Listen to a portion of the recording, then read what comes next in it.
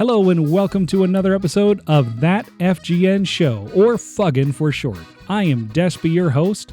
Now let's get into it. The Alliance Assembly has voted to end a strategic defense pact between the Alliance and Sirius Corporation. The pact, agreed in January 3308, was a response to growing Thargoid hostility in the months prior to the alien invasion of the core systems. At the time, the Alliance Defense Force was seen as lacking adequate anti-Xeno modules and defenses. Sirius Corporation spent billions on refitting ADF vessels over the past 3 years, but has been accused of leveraging its position to secure profitable contracts in unrelated fields. The motion to end the pact was raised by Councillor Nakato Kain, seconded by Councillor Ainsley Niven of Riort, and was approved by a slim majority. On her opening argument, Kane had called the pact an opportunistic ploy for military influence in Alliance space, with eyes on a monopoly over small corporations founded in Alliance member systems. Prime Minister Edmund Mahone had argued in favor of maintaining the pact, pointing out that the recent Thargoid invasion is unlikely to be the last Xeno threat we ever see, and the ADF benefits greatly from Sirius Corp's technology and industrial might. Analysts believe that a reduced Sirius Corp presence in allied military industry and related business will trigger a frantic rush from the other companies to fill the supply chain. Sirius Corporation has not yet issued a statement to the media. And now, a word from our sponsors. Hey, we found a nice prospecting place, but we need someone to go take quality samples. Well, what's the holdup? Well, you know, pirates. Sounds like you could use Gold Digger LLC. Yeah, who's that? Well, just about the craziest miners in the galaxy. They're not afraid of the pirates? Well, take a look at this and you tell me what you see. I see a Mandalay mining an asteroid. No, not that. The background. Holy Shinrarda. Is that the Titan Casijo? You bet your ass it is. Now, do you think they can handle a few pirates? I'm gonna call them right away. And remember, Gold Diggers LLC. No job is too dangerous. No, seriously.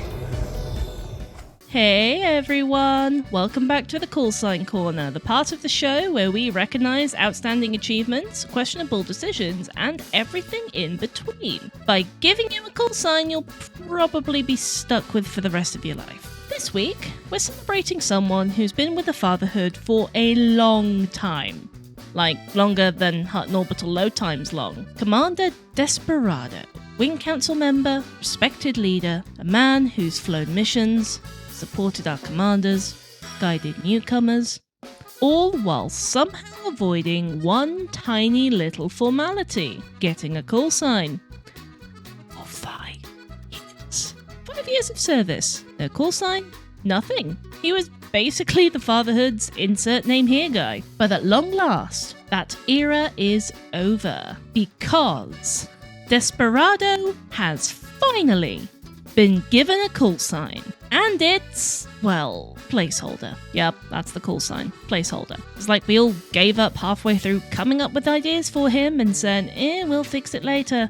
And then never did. But honestly, it kind of fits. Desperado is a bit of a legend around here. Known for baking everything from fresh bread to interesting flavor combo pizza that allegedly attracts Thargoids. No, seriously, he seems to know exactly when it's Thargoid mating season, and we're not going to ask. He's also the alleged owner of Placeholder Ranch, out in the newly colonized California Nebula. Because of course he has a ranch named after his call sign. It's probably got sourdough starters older than a third of our pilots. Back home at Schwann Port, people still do a double take when they see the name. Wait, is that real? Yes it is. Placeholder, you may have started out as a temp name, but you've earned your spot as a permanent part of Fatherhood history. So from all of us here at the Call Sign Corner, congratulations. You've finally got a call sign, even if it sounds like someone forgot to name their ship. That's it for this week. Tune in next time when hopefully we have a call sign that doesn't sound like a UI label. Until then, fly safe, bake boldly, and maybe don't tell the Thargoids where you live. So now do we go to our very own Fatherhood hub system out in the California Nebula, and reporting for us is the Fatherhood's very own Commander KurtisXLv. What can you tell me about California Sector FBX C17? Well, why don't we start with the main station and the people living there? Sounds great. Welcome to Hotel California. Such a lovely place. Such a lovely face there. Living it up in Hotel California. What a nice surprise. Bring your alibis. Bring your what? The next place is Care Bear Farms. What do they do? Well, they are not an NPO that services medical needs in the system. Well, that sounds amazing. Yeah, they train domestic grizzly bears as hospice workers in the amputation ward. Is that even legal? Not sure, but they do get a lot of work. Next is Placeholder Ranch, but not in the traditional sense. Whatever do you mean?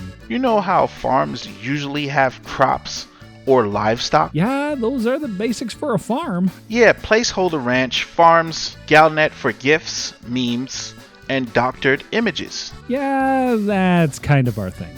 Hey, we do have an on-site bakery though. Rule 34 of Galnet. If it exists, Placeholder Ranch has a joke of it. Anything else out there?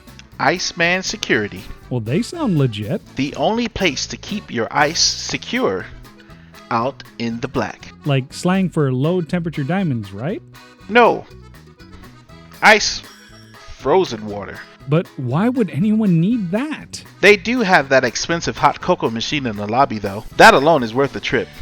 There's also Draskell's Delegations. Logistics? No consulting. They search companies finding problems and offer solutions. They tend to be busy. What about this breathless naval facility? Oh yeah, they specialize in screen doors for orbitals. But why? Well, they do have a sign that says 1372 days without an oxygen fire. Anything else? Yeah, installation Jeb. And what does it do? Some say it's Jeb's retirement home. Some say it's Jeb resides there with a sign in the airlock that reads, "Pants optional." Either way, Jeb has been installed successfully. Well, we'll let them get back to their meaningful work in the California sector. And I want to thank Commander KurtisXLv for a wonderful overview of the Fatherhood's new hub. Until next time, I'm Despy signing off. Is your ship just too big to navigate small spaces?